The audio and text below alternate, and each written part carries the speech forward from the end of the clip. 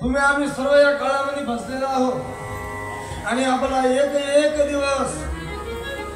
ज्या जीवरूपी हत्तीला काळरूपी मगर खायला ऐका।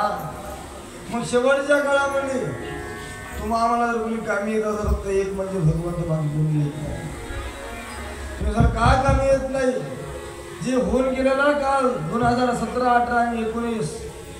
त्या काळात जे करोनाचा पिढा होता त्या पिढीमध्ये सर्वांना मागे कोणी कोणाचं नाही। वा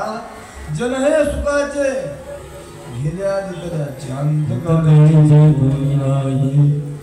सर्व समाज